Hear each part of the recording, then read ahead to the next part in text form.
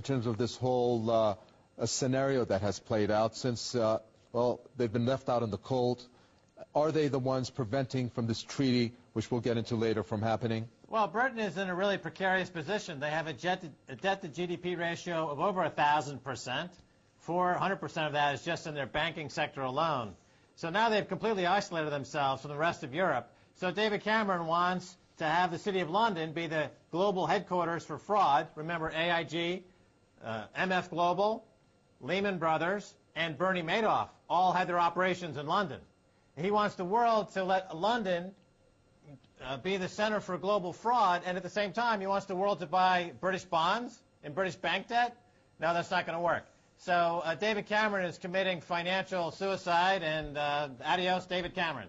Thanks, Kieser. Germany is on the prowl. I mean, for this supposed Merkel-Sarkozy rescue plan to work, wouldn't it require that Germany would need to govern European states kind of like colonies? Some comparisons have been made in that regards, with their own financial proconsuls, if you want, in every treasury, her own monitoring officers in every government department. I mean, is that going to work? Sounds like a plan. You know, this whole crisis is working great for Germany. First, under the Euro project, they got to reunify, which is something that Thatcher and Mitterrand of France warned against. But here we have a reunified Germany, and phase two will be the rise of Frankfurt to take over as the dominant banking center in Europe and push London out. So London as a banking center of Europe is gone. Frankfurt is on the ascent. So the 1-2 punch of Germany in all this is working out very well in their favor, and we're looking at a new era with a new German superpower. Okay, Max Kieser, going back to the question I asked Rodney Shakespeare, again, it's very interesting that you have this a general coming out of the United States making the claim, a warning, extraordinarily grave concern, he said, over the EU crisis, that the euro crisis could lead to civil unrest. This, on the austerity, is what I would think, and the breakup of the European Union. I mean, a top U.S. military officer with this warning, what do you make of that? Well, I had a chance to speak with Jim Rickards last year, just a couple of months ago, actually, about a war games exercise that he participated in not long ago at the Pentagon, where the Pentagon is now actively engaging in war games of financial war and currency wars.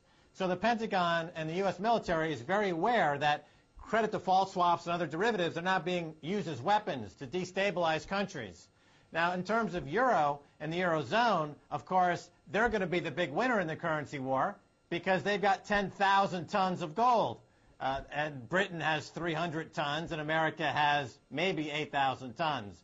So this is the way the currency wars are going to go forward. And, of course, a U.S. general is now talking about it because this is the new front in the global war. It's a currency war. And who would he consult with to come up with a statement like that? Timothy Geithner or the U.S. president? I mean, again, it's just extraordinary that he would say this. He's, I'm sure, aware of these war games exercises that are taking place right now in the Pentagon. Okay. So this is now on the daily intelligence briefing of the U.S. military establishment, that we've now entered an era of financial war and currency wars. And America, of course, is stupidly spending billions fighting the old, rear guard action of missiles and tanks and CIA interruptions and bombing countries and sending drones. That's yesterday's war. There's a currency war is the new 21st century war, and the U.S. is woefully inadequate. So is the UK. Germany's got one of the biggest gold positions in the world, and the Eurozone has the biggest gold position in the world, so they're going to look very good in this situation. Max Kieser, the new treaty, if it's going to work, tell us about the money trail. Where's the money going to come from? I mean, if we're talking about growth, we're not seeing sustainable growth in these economies. It's pretty stagnant. I mean, looking at it, we go back to 2007 and 8, the banks got bailed out by the billions and billions. So we're also talking about Greece, Spain, maybe Italy, very likely by some accounts. So where's the money going to come from? Well, there is no money. The IMF is bankrupt. The World Bank is bankrupt. All the major banks in the world are bankrupt. So to follow up on Rodney Shakespeare's comments, the system is collapsing. The various heads of states are pretending that it's not collapsing, but it is collapsing. There is no money to loan into this system. But to looking past that, you have to look at what will come as a result of this collapse, and that is a return to a gold standard.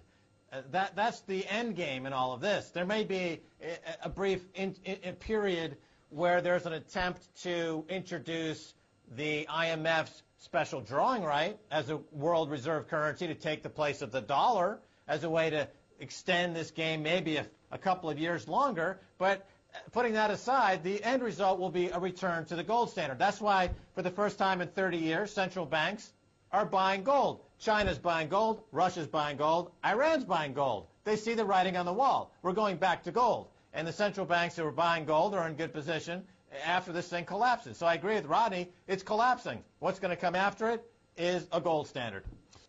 Max Kieser, Wednesday last week, European Commissioner for Economic and Monetary Affairs, Olli Rehn, he said the EU was entering a crucial 10-day period to save the euro. 9 days have passed. What do you think? What did he mean? Well, it's always a 9-day period or a 10-day period. This is, as Naomi Klein writes about, disaster capitalism. The bankers are constantly creating problems. They're like arsonists. They set a house on fire, then they come around to try to put out the fire and pick up a reward. So you can't believe a word coming out of their mouth. Now, in the case of the UK, up to 40% of the GDP in the UK is generated by the City of London, and virtually 100% of that activity is fraudulent.